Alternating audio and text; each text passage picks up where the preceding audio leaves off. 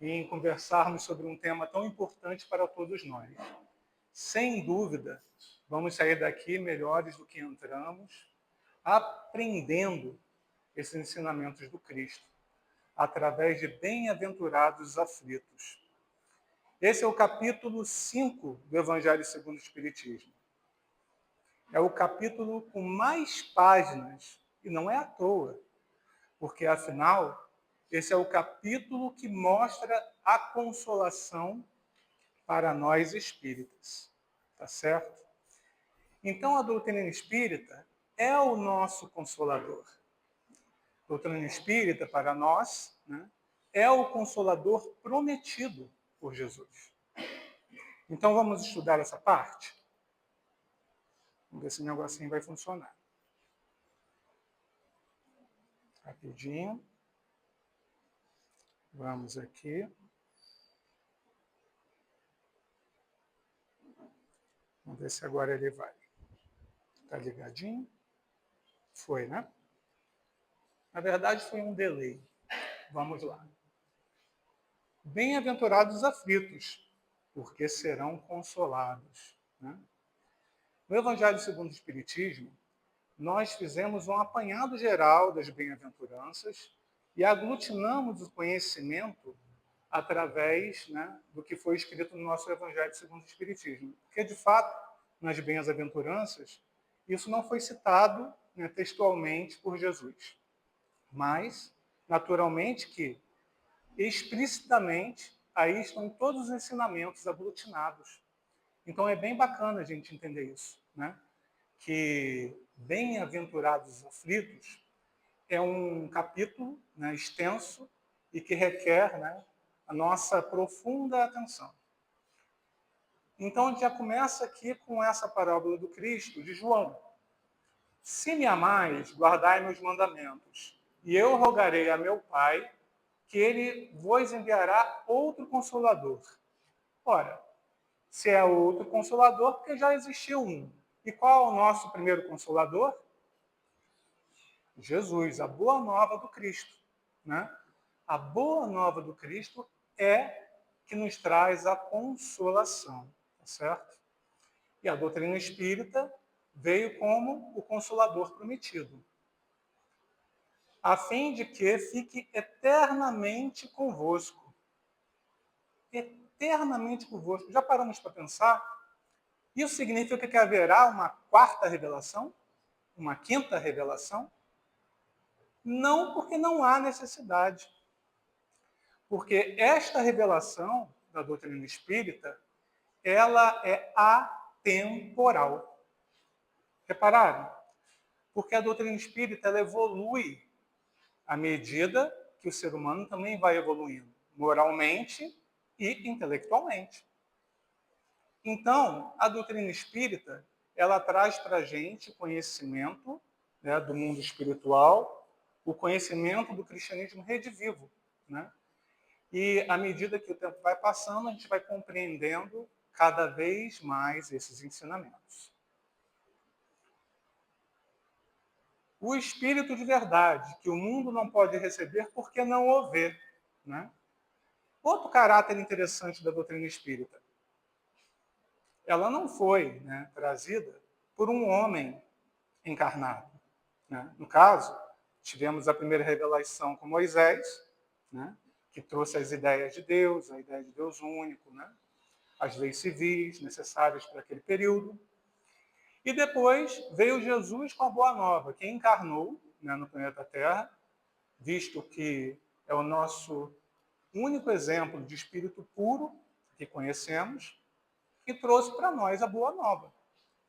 Então, o Cristo é isso em nossas vidas. Mas a doutrina espírita foi feita por uma pleiade de espíritos. Foi feito de forma colegiada, por um grupo, não é verdade? Ou seja, o Espírito de verdade e todos os outros componentes que participaram desse grupo, inclusive Hippolyte Léon Denis Arrivaio, que veio, reencarnou, para poder ser o canal encarnado para passar para a gente a doutrina espírita. Né? Mas quanto a vós, conhecê-los-eis, porque ficará convosco e estará em vós. Ficará convosco e estará em vós. Né? Por que estará em vós, hein? Século XIX. Século XIX. Campo de grandes descobertas. Da eletricidade, do eletromagnetismo, da lei de Darwin, da química. Vários conhecimentos que embasaram a doutrina espírita. Reparem que para você ter um conhecimento novo, se faz necessário também informações novas. Então, vários missionários apareceram nessa época, trazendo para nós, né, o conhecimento geral para que se embasasse também a doutrina espírita, que é evolucionista. Né? Porém, o Consolador, que é o Santo Espírito, que meu Pai enviará em meu nome, vos ensinará todas as coisas e vos fará recordar tudo que vos tenho dito. Ora, aqui ele está afirmando, né, que o Consolador prometido, né, que é o Espírito de verdade ou o Santo Espírito, são sinônimos, ia trazer para a gente a boa nova de volta, no seu estado primitivo. Né? Então, a boa nova no estado primitivo e ensinará todas as coisas. Todas as coisas. Se é todas as coisas, são todas mesmo. Né? Aí se pergunta, ora, seria a doutrina espírita tão completa assim? Não. A doutrina espírita evolui conosco.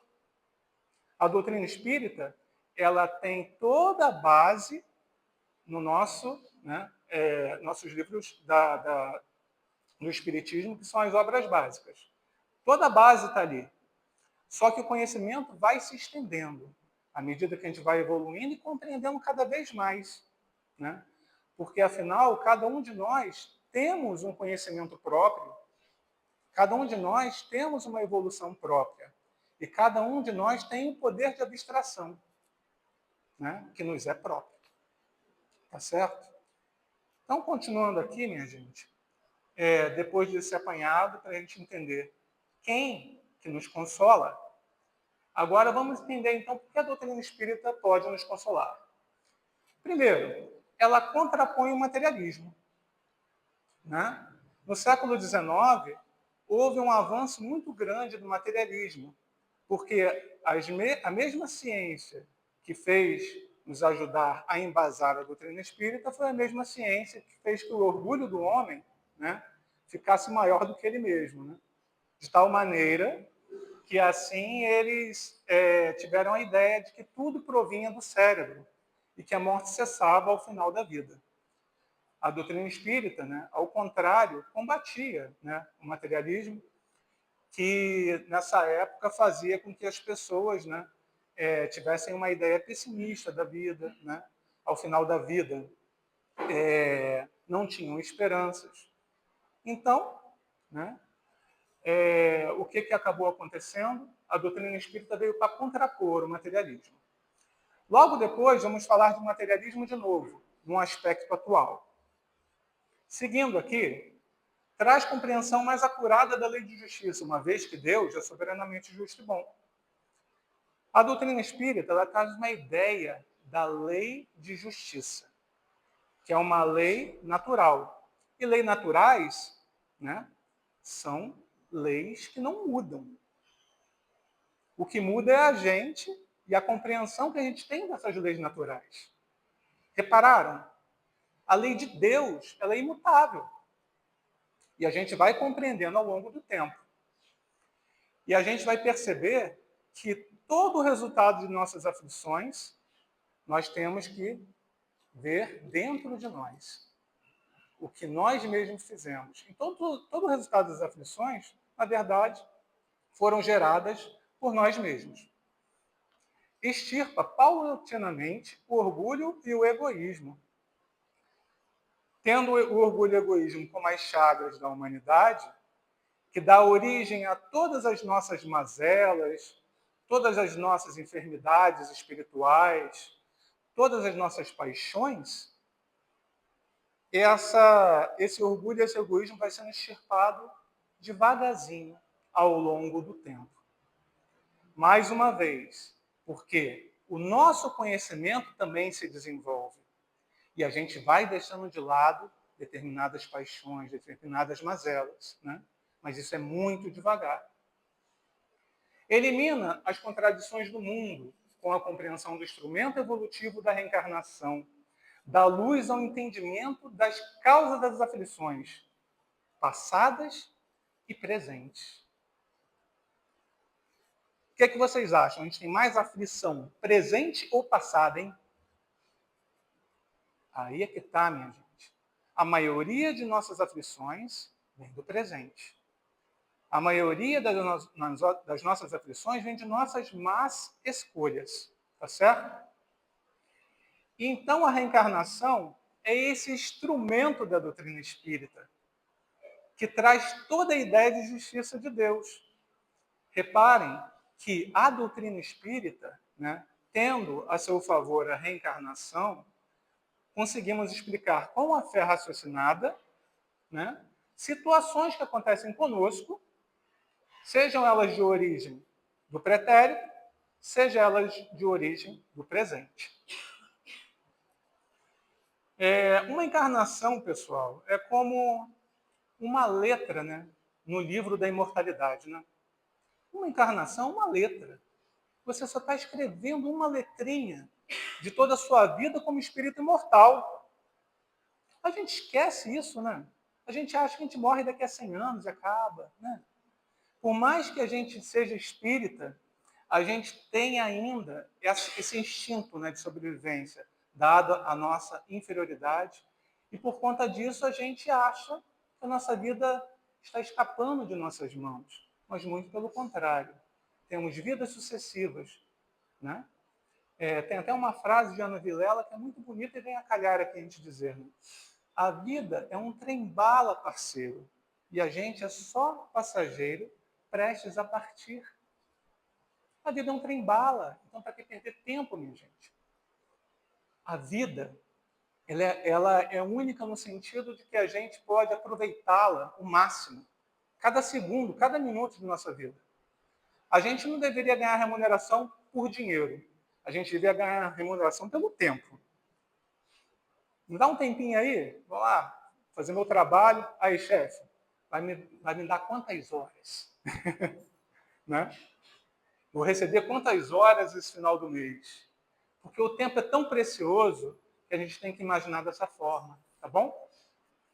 Então, seguindo aqui, acende em nós o roteiro real da felicidade. O roteiro real da felicidade. Né? Porque se a gente perceber, é muito pior para a gente passar uma vida inteira como pessoas neutras, né? É muito mais catastrófico isso para o espírito, né? Do que propriamente passar por situações de sofrimento, de aflições. É muito mais difícil para o espírito isso. Ele vê a oportunidade que ele teve, uma vida tranquila, né? Tranquilo como grilo, né? Tal. Só que ele deixou passar o tempo. Aí ele perdeu. Tempo precioso. Né? Então, seguindo esse raciocínio do roteiro da felicidade, vamos aqui ao que Jesus nos ensina como roteiro, para evitar nossas aflições. Olha só. Vinde a mim todos vós que estáis aflitos e sobrecarregados, que eu vos aliviarei. Tomai sobre vós o meu jugo, e aprendei comigo sobrando humilde de coração, e acharei repouso para as vossas almas, pois é suave o meu jugo e leve o meu fardo. Conhecido de todos nós, né? Jugo, né? O que é? Jugo é um instrumento, né, que se colocava em animais para andar sempre em linha reta. Então, a metáfora do Cristo aqui é o seguinte: o jugo a qual ele se refere é o caminho reto que ele seguiu, os seus passos. Siga os meus passos. Ó, siga meus passos e aprendei comigo, sou brando e humilde de coração. Meus passos estão aqui, luminosos. Se você está na escuridão, meu amigo, Olhe para os meus passos, que eles são luminosos, que você vai ter um guia seguro. Você nunca vai se perder se você enxergar os meus passos luminosos. Tá certo? Então, se a gente consegue seguir o jugo do Cristo, né, leve será o nosso fardo. Ora, isso aqui também é uma boa metáfora. Né? O fardo é o peso que você carrega em suas costas. Né? Aquele fardo grandão. Qual é o peso que carregamos nas costas? Ele é leve? Ele é pesado? Né? Se a gente pudesse ver o fardo nas costas de cada um teria seu fardo. Outros com fardos maiores, outros com fardos menores. Ocorre que o peso do fardo menor pode ser muito mais pesado para a criatura que está carregando do que o peso do fardo maior. Entenderam?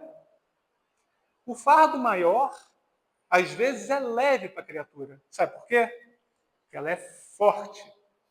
Forte no sentido evangélico. Se ela é forte no sentido evangélico, se ela suporta as aflições com coragem, com fé verdadeira, ela segue, ela vai embora. Ela vai, ó, como fazia meu pai assoviando. Aliás, tem um capítulo interessante do meu velhinho. É bom falar, né? Certa vez, lá no centro Caminho, Verdade e Vida, eu era jovem, tinha 14 anos. Esse centro até, né, teve até um fim diferente, mas não vamos citar isso. Vamos citar meu pai, que é legal. Aí, tô lá, né? Eu e Flavinho, né?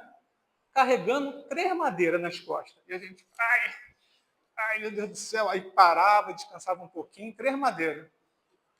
Daqui a pouco passa meu pai, com 60 e tantos anos, com o triplo que a gente estava carregando.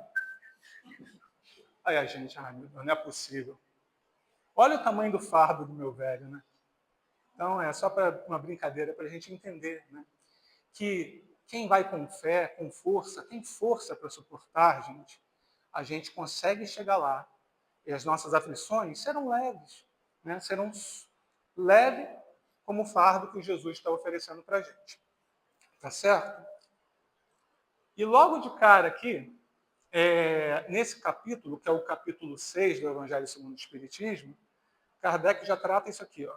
Todos os sofrimentos, misérias, decepções, dores físicas, perdas de seres amados, encontram consolação na fé no futuro, na confiança na justiça de Deus que o Cristo vem ensinar aos homens. É isso. Às vezes a gente demora a entender, né? Todos nós, eu me incluo nisso. Às vezes a gente fecha os olhos para esses ensinamentos tão sublimes e tão claros como a luz do dia. Por que somos aflitos? Para quê? Né? Então aqui, tudo isso, né, está na fé no futuro. E essa fé no futuro, melhor ainda, com a fé raciocinada, né, com o instrumento da reencarnação, com as ideias que nós temos, né, da evolução, com a crença na vida após a morte, com as ideias de mundo espiritual, que é o mundo real a qual nos espera, tudo isso nos consola enquanto espíritas, né? Então, o que seria sofrimento? Primeiro, sofrimento é escolha íntima. A gente escolhe se sofre ou não. Não é verdade? Ah, isso não. Eu sofro para dedéu. Não é possível que eu escolhi isso. Claro que sim. Não só escolheu, como implorou para que se passasse por aquilo. Então, é escolha íntima, minha gente. Sofrer ou não sofrer é uma escolha que a gente faz porque a gente tem livre-arbítrio. E talvez aí esteja a chave para a resignação. Tá certo? Em todo o universo, o sofrimento é, sobretudo, um meio educativo e purificador. Tudo transforma no universo, já viu? Tudo. Tudo transforma. Tudo é movimento. Tudo é ação. Tudo. Tudo na vida. Já repararam isso? O universo inteiro. Segundo cientistas, né, fomos concebidos, né, no início como um Big Bang, né, que explodiu, né, toda aquela energia se transformando em matéria, não sei o que lá, essas coisas de cientista. E até que um dia vivemos aqui, né, todos encarnados, nesses corpos físicos emprestados por Deus, que levou cerca de 5 bilhões de anos para estar no estado que está. Desde o ser mais simples até os dias de hoje, essas células foram ficando espertinhas. Né? Primeiro, né, seres pluricelulares, depois aquilo foi evoluindo para peixinho, depois virou réptil, depois virou ave, depois virou mamífero, depois viraram seres mais evoluídos, né? Enfim, mamíferos mais evoluídos, até que a lei de Darwin foi fazendo com que essas espécies fossem evoluindo até aparecer o Homo sapiens. Viu? Final feliz. Estamos aqui. Todos os corpos que vestimos hoje é resultado de uma evolução, de transformação e de muita, muita transformação. E de muito, muito sofrimento. E de muita, muita aflição. Não é? Imagina você ser um homem das cavernas e começa a vir aquele gelo. Né? Esfria do nada as coisas. Vai esfriando, esfriando, esfriando, aí você é obrigado a migrar. Então, o que eu quero dizer é o seguinte, que o sofrimento é o meio pela qual, né, a gente consegue buscar, lutar. Se não fosse o sofrimento, se não fossem as aflições, a gente não estaria do jeito que nós estamos hoje. Porque a gente não ia se movimentar. Imagina um paraíso com uma maçã do lado, a rede do outro, né? E eu só precisava esticar meu braço para pegar uma maçã, uma fruta, qualquer coisa. Eu não ia fazer nada. Eu não ia evoluir. Então a aflição é um instrumento, né, educativo e purificador.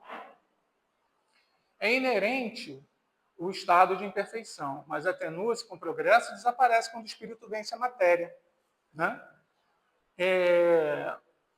Todo sofrimento, todas as aflições, é inerente ao nosso estado de evolução. Todos nós somos seres imperfeitos, todos sabemos. E por essa questão, a gente precisa vencer as nossas mazelas, por sermos imperfeitos. Ocorre que espíritos de sabedoria também são espíritos imperfeitos, não é? É da escala espírita. Eles ainda não atingiram a pureza de um espírito puro como Cristo. Né? Então são ainda espíritos perfectíveis. A gente esquece disso. Aí, de repente, você vence a matéria. Pronto. Você virou um espírito, né, puro, como Cristo. Se você conseguiu se desvencilhar 100% da matéria, vamos lá, 100% entre aspas, né? Bem entre aspas. Porque o Cristo não encarnou? Então significa que ele tem o quê? Perispírito ainda. E o perispírito é necessário para ligar ao corpo físico. Como essa ligação se deu, quem somos nós para entender? Mas o mecanismo, pelo menos, a doutrina espírita, com a fé raciocinada, nos mostra. Né? Então, enfim, a gente venceu a matéria. E seguindo esse raciocínio evolutivo, tem um conteúdo muito importante nesse capítulo. A ideia das coisas que a gente leva para a Terra. Então, qual o pacotinho, o fardo que carregamos conosco para a vida física? Eu, espírito reencarnante, estou ali, ó, com a minha sacolinha, com o meu fardo. Que fardo é esse? Hein? Vou dar uma dica, são 3 fardos. Está lá no capítulo. Olha, é aqui, né? Expiações, provas e missões. Esse é o pacotinho que a gente carrega para a gente. Missões? Missões. Tá certo? Vamos tentar fazer a diferença de um para o outro? Vamos tentar fazer, né, de forma bastante didática para todos nós aprendermos. Primeiro, expiação. Expiação remete ao passado ou remete ao futuro? Ao passado. E provas, remete ao passado ou ao futuro? Ao futuro. Então, expiações são resgates do passado e provas são desafios para o futuro. Viram a diferença? E a gente carrega esses dois. E esses dois meio que estão juntos e misturados. Né? A gente vai ver o porquê. Eles meio que estão juntos e misturados. E missões, hein? Nós temos missões. E aí? Vai dizer que um pai ou uma mãe que tem o seu filho não é um missionário? Claro que é, minha gente. Deus nos ensina a ser co-criadores, nos ensina a ser missionários desde sempre. Temos pequenas missões a cumprir. E qual a definição de missão? Ah, Cleide, sei lá, eu acho que... Eita. Passou. Acho que filho, Cleide, é provação. Não é missão, não, né? Não, minha gente. Filho, né, não é um outro espírito? Você não é um espírito à parte do seu filho? Claro. Seu filho não é um pedaço de você. Então você está ajudando alguém. Se você está ajudando alguém, essa é a definição de missão. Perceberam? Missão é sempre algo que não é individual, é para outro. Seja ele seu filho, seja ele seu amigo, sua mãe, qualquer um. Entendem? Então isso é ser missionário. Naturalmente, quando a gente fala missionário, enche a boca, não é missionário. A gente está falando de missões grandiosas. Mas por que não? Temos sim missões pequenas, que Deus vai nos dando ao longo de nossas vidas. E quanto mais a gente percebe, mais a gente vai praticando a caridade. Praticar a caridade é uma missão. Praticar a caridade é ajudar ao outro, não é? Então é uma pequena missão. Até que um dia a gente ajude uma humanidade, não é isso? É por isso que a gente precisa desse treinamento contínuo, tá bom? Então a gente costuma falar essa frasezinha aqui, né? A expiação serve sempre de prova, mas nem sempre a prova é uma expiação. Essa é bem conhecida da gente, né? Olha só, expiação serve sempre de prova. Aqui está, sabe o quê? E aí? Aqui está a misericórdia divina. Sabe por quê? Porque até no momento que você paga por seu passado, você também está evoluindo. Então tu não perde. Porque a expiação serve sempre de prova. Se numa outra vida você está sofrendo uma expiação, então você está ganhando com isso também. Você está se livrando dessa expiação. Logo, você está evoluindo. Se do caso contrário, você continua reclamando, continua aflito, continua blasfemando contra Deus, tu vai repetir de série. Né? Aprovação, o que é? Mas nem sempre uma prova é uma expiação. Né? Sabe por quê? Imagine o caso de uma criança que está passando do primeiro ano, né? Quase que eu falei primeira série, primeiro ano, para o segundo ano. Essa criança tem que ser alfabetizada do primeiro para o segundo ano. Ela tem que estar plenamente alfabetizada. Se ela conseguiu tirar 10 em tudo, beleza, ela passou de ano, tranquilo, foi para o segundo ano e não ficou nada para trás. Se ela segurou aquele cincão de ouro, né, ela passou também. No entanto, ela precisa rever a leitura ainda, não é? Isso é expiação. Entendem? Então, essa prova gerou uma pequena expiação para que essa criatura pudesse passar.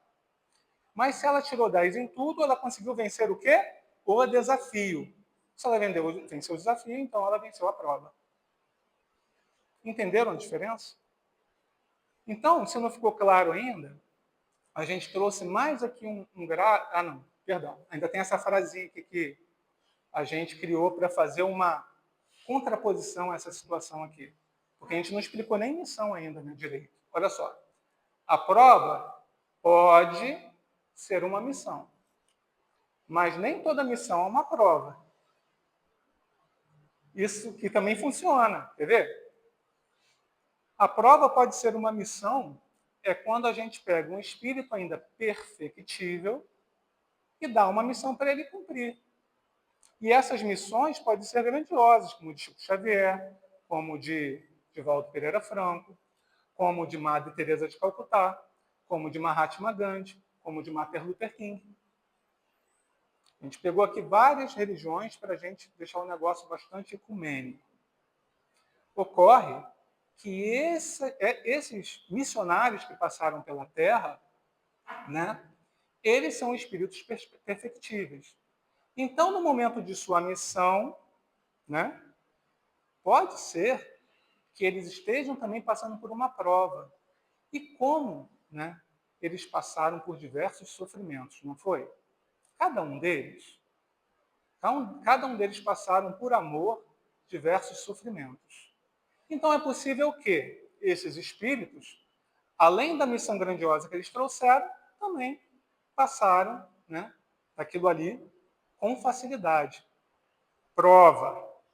Eu disse prova, não disse expiação. Né? Passaram por aquela prova. Passaram por aquele desafio. Venceram aquele desafio. Não é isso? Agora, mas nem toda missão é uma prova. O Cristo, ele tem alguma provação? Não. Ele era um missionário. Um espírito puro que trouxe para a gente, por missão, né, a boa nova. E unicamente missão. Entendeu? Bom, agora sim, a gente pegou aqui e fez um gráfico aqui, colorido, para a gente ver se a gente entende. Vermelho é expiação, verde a prova, azul é missão. Supomos que esses números aqui sejam as gradações evolutivas desse espírito X aqui, tá bom? São números aleatórios. A gente só colocou aqui para esse gráfico ir crescendo ao longo do tempo, né, na linha do tempo. Quando ele está lá no patamar 5, repara que ele tem expiações, em vermelho, ele tem provas e pequenininhas missões. É isso? Passando o tempo, uma outra encarnação, ele tem um pouco menos de expiação, porque esse espírito aqui, ele é resiliente, ele consegue vencer as suas expiações. Geralmente a gente está com essa carga aqui cheia ainda, né? A gente está na meiuca aqui e tal. Mas esse espírito não. Ele conseguiu vencer, ele só tem desafios pela frente e pequenas missões. Repare que cresceu um pouquinho a missão dele aqui. E assim esse espírito vai indo, até chegar ao patamar 25, em que tem só uma pontinha lá de expiação. Já tem bastante missão a cumprir e também bastante prova a cumprir. Aí quando ele chega no patamar 32 ali, sumiu o vermelho. E agora? Acabou as expiações desse espírito? Se acabou as expiações dele, ele se tornou um espírito da escala espírita, qual? Espírito de sabedoria. Né? Item 113 do Livro dos Espíritos. Espírito de... Não, 113 acho que 112, né? É um antes. Ah, não, 113 mesmo, porque o outro fala só do espírito puro. Entendeu? Ele se tornou um espírito de sabedoria. Espíritos de sabedoria não passam mais por expiações. Entenderam? E se esse espírito seguir, né, cada letrinha para sua imortalidade, vai chegar no momento que toda a barra dele vai ser azul. Virou um Cristo. Um espírito crístico. Perceberam? É bom raciocinar a doutrina espírita, né?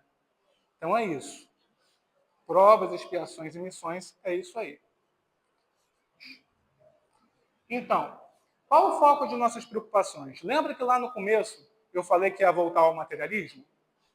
Então, que a gente pensa como criança, hein?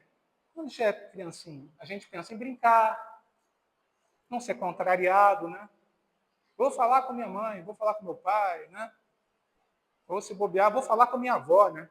Tem isso também, para os pais aí o bicho pega, né? Aí, ó, pensa no tablet, né? Que é o mal do século, os brinquedos e mamãe, tô com fome, né? Papai, tô com fome. Essa é a nuvem de pensamentos de uma criança, o que é muito natural, né? Ocorre que a gente esquece que essa criança é um espírito milenar, é um espírito com centenas, talvez milhares de encarnações, não é? A gente esquece. Ah, meu filhinho, não sei o que lá. É um espírito velho que está vestindo um corpo físico, limitando ele, né? E essa limitação faz com que ele faça coisas de criança, o que é muito natural. Cabe aos missionários pais, né, ficar muito ligado pelas tendências desse espírito, não é? Seguindo aqui, o que os jovens pensam? Namorar, estudar, celular, que continua o mal do século, ser aceito e mais fome, né? Porque jovem come para dedéu, né? Não é assim? Então, mais fome. Acontece que não, né, generalizando, mas assim, não generalizando, não é especificando alguns jovens que são, né, grandes potenciais de trabalho, na maioria, os jovens, né, eles têm aquele ímpeto, né, eles têm um ímpeto com as coisas muito complexas. E muitas das vezes, esse ímpeto faz com que eles sintam necessidades de uma forma muito veloz, muito rápida, né?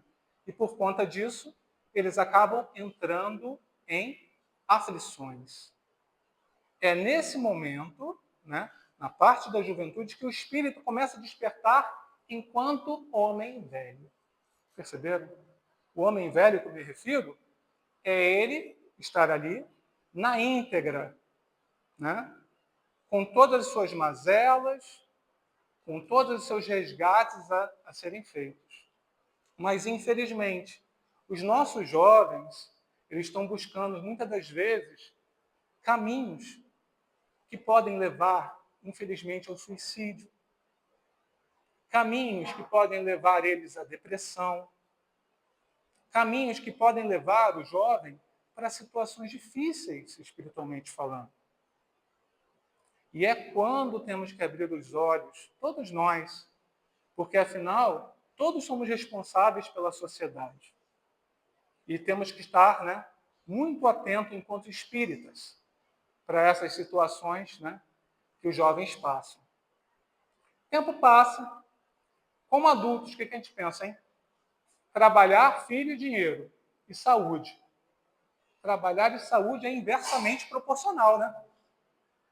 Trabalhar e saúde é inversamente proporcional. Porque olha só o ciclo. Filho com mais fome. Preciso trabalhar para dar comida para esse filho, para dar celular para ele. Mais dinheiro, menos saúde. E assim vai. É matemático. Perceberam? Então, o que acontece, minha gente? Vivemos num ciclo materialista. Perceberam? E esquecemos que somos espíritos imortais. E esquecemos que somos espíritos que não viemos no mundo para recrear. Né? O que estamos fazendo de nossa vida? Como estamos utilizando o nosso tempo? Perceberam? Esquecemos que somos espíritos imortais. Esquecemos que a verdadeira vida é do outro lado, não é aqui. Aqui é um trem-bala, parceiro. Entendeu? Todos nós, às vezes, obliteramos o nosso pensamento, as nossas vistas para as coisas. Somos espíritos. A gente não pode se permitir que isso aconteça. Mas se permitir, devemos nos culpar? Não. Devemos sim observar e olhar dentro de nós, para os nossos objetivos de vida. Pergunta-se, esse ciclo é um ciclo errado? Estudar, não sei o que lá, trabalhar? Gente, isso é muito natural. Não estou dizendo isso. Eu estou preocupado com só isso. Entendem? Só isso. Nosso tempo é absorvido em sua totalidade, sempre pensando em coisas materiais. O que é que isso gera para todo mundo? Aflições. Aí, tadinho, chegou a velhice. Chegou o tempo, né? Do anjo da morte ceifar a vida da criatura. Ceifar a vida, naquela figura, né? Aquele ser com uma capa preta, com uma foice, uou, né? Ceifa a vida da pessoa, né? E no momento que ceifa a vida da pessoa, ela pensa como espírito. O espírito, ele pensa o quê? Só evoluir. Aí, no mundo espiritual, eu também fico aflito. E vejo o tempo que eu perdi. E aquilo que eu prometi. Entendem? Então é um ciclo de aflição, de arrependimento e aflição. Então, para que deixar chegar o momento de nosso desencarne para nos tornarmos aflitos? Aliás, falando em aflição, a aflição está no anjo da vida. Tá? No momento que a gente reencarna, a gente está muito mais aflito, com o coração muito mais na mão, do que quando a gente desencarna. Isso na generalidade. Porque desencarnando, a gente está voltando para a pátria. Reencarnando, a gente está vindo para cá. Imagina o cara estudando pra caramba para o vestibular, ele quer fazer medicina. Estuda a vida inteira. Aí, de repente, é a hora de fazer a prova, o vestibular. É isso. Deve ser essa a sensação, né? Quando a gente está reencarnando. Né? Meio que fazendo uma metáfora. Falta 5 minutinhos. Vamos lá. Seguindo aqui, por que vivemos a vida em aflição, então, gente? Porque infringimos as leis naturais. Infringimos as leis naturais. É isso. As leis naturais são as leis de Deus. Se as leis de Deus são infringidas, nós sofremos.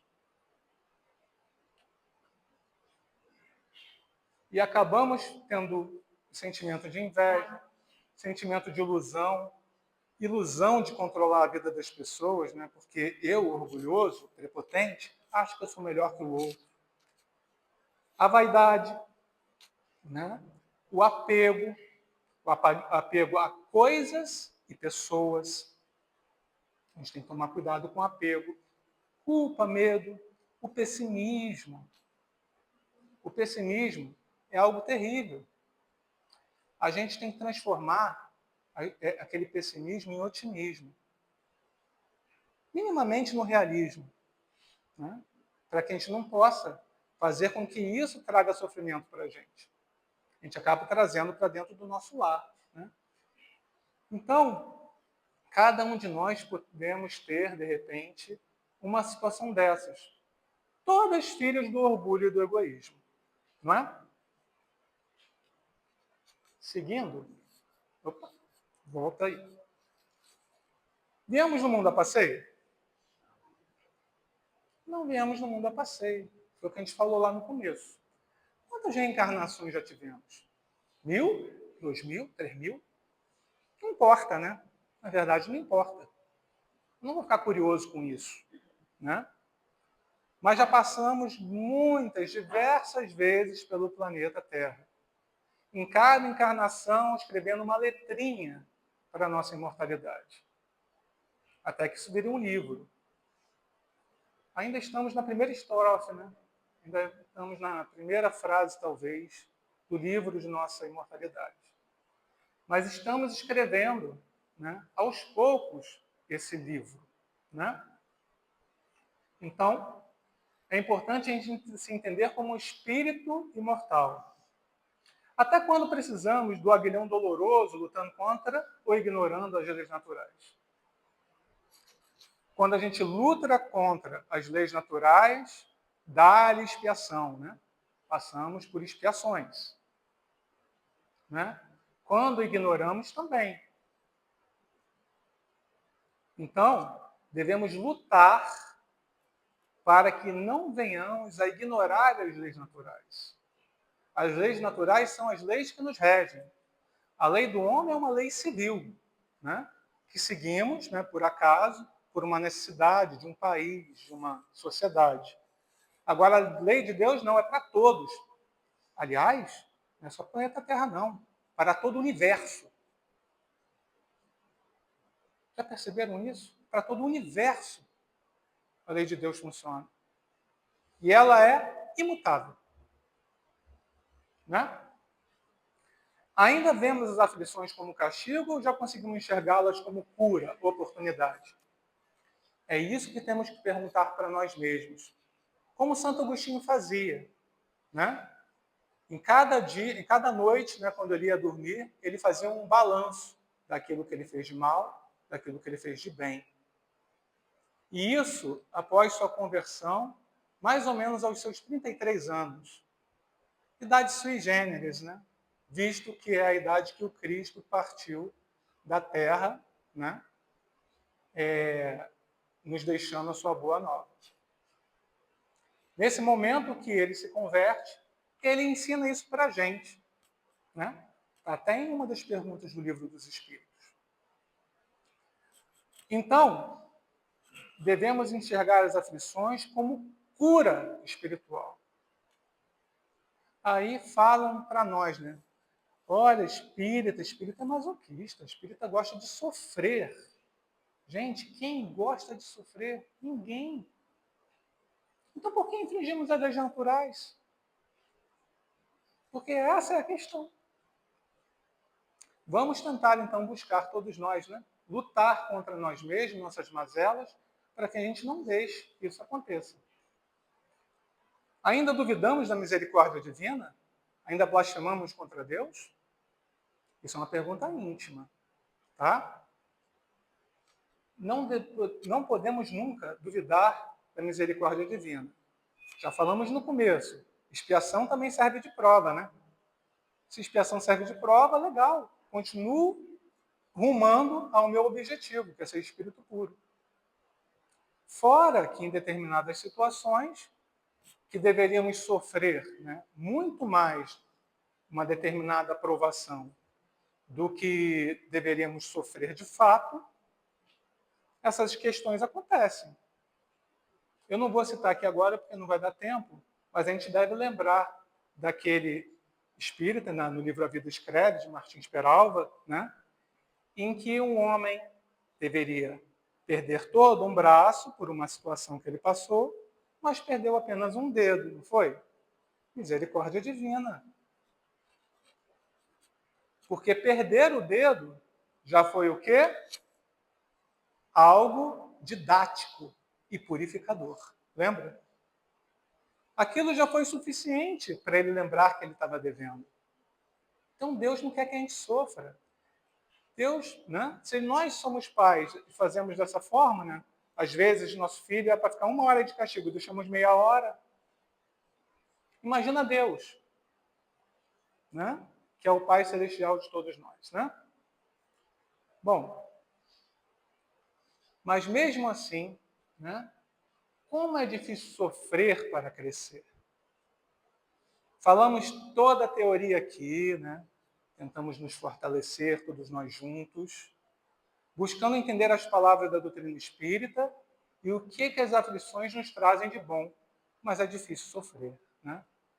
Por isso, eu volto um pouquinho atrás e digo, jamais devemos desdenhar o sofrimento das criaturas. Um sofrimento que a gente enxerga que é pequeno, você não deve falar para a criatura que aquele sofrimento é pequeno.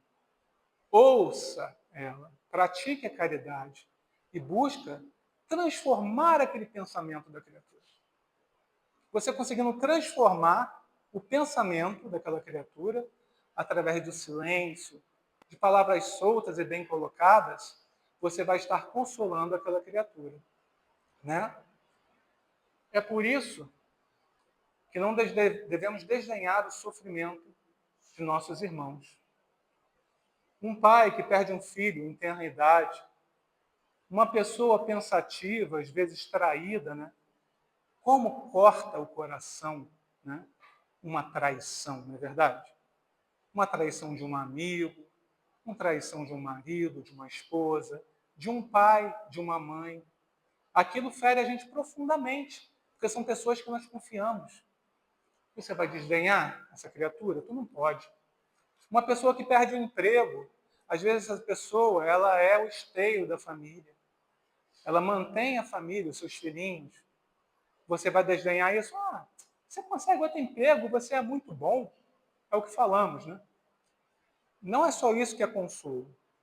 Consolo é ouvir, ação, tentar ajudar, né, de alguma forma, mas principalmente ouvir nesse momento, né? Principalmente para quem perde seus filhos, né? Fala assim, isso que ele está passando é provação do passado, é expiação, resigne-se. Isso é coisa que se fala para uma pessoa que o filho está prestes a morrer? A gente não se fala isso. Qual deve ser o tamanho da dor dessa mãe que não consegue alimentar o seu filhinho? Deve ser algo, né, revoltante e causticante. Deve queimar o coração. Uma mãe que não consegue alimentar o seu filhinho. Crianças que, em meio de guerra, buscam por comida. Algum de nós já passamos por essa aflição? Talvez não. Né? Não sabemos o histórico de todos que estão aqui presentes, nem encarnados e desencarnados. E, por fim, destruição, né, pela guerra, situações diversas, também destruições naturais. Destruições naturais as pessoas até têm, né, aquele quê maior de solidariedade, é interessante. Mas nas guerras as pessoas ficam isoladas, abandonadas. Então, meus amigos, é isso que a gente tinha para trazer para vocês sobre as aflições. Vamos refletir doutrina espírita, vamos raciocinar doutrina espírita e vamos levar para os nossos corações, todos nós, esses sentimentos de paz e de amor. Podemos fazer nossa prece? Então, encerrando nossa reunião com o coração repleto de alegria, vamos mentalizar assim. Senhor Jesus, Divino Mestre, obrigado, Senhor, por essa noite aqui reunidos em Teu nome.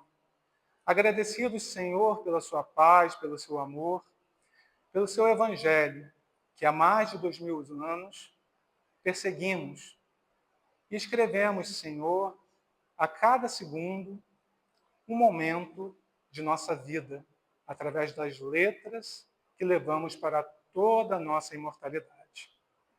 Ampare, Senhor, a cada um aqui presente, encarnado ou desencarnado. Que a sua cura, Senhor, através do Evangelho, ilumine nossos corações, através do esforço, porque é a luta e o trabalho que transformam o ser humano, que transformam os espíritos. É a luta e trabalho que transforma todos os seres do universo diante de uma lei una, que é a lei de Deus, que é a lei natural que Deus escreveu para todo o universo. Muito obrigado, Senhor, que possamos carregar nos nossos corações esses ensinamentos, levar para nossas vidas, utilizarmos da profilaxia da prece todos os dias, mentalizando os nossos anjos guardiões, nossos espíritos tutores, para nos dar força para suportar nossas aflições de hoje e de amanhã. Tenhamos paz nos nossos corações, que sua paz se estenda em todas as regiões do mundo, e que assim seja.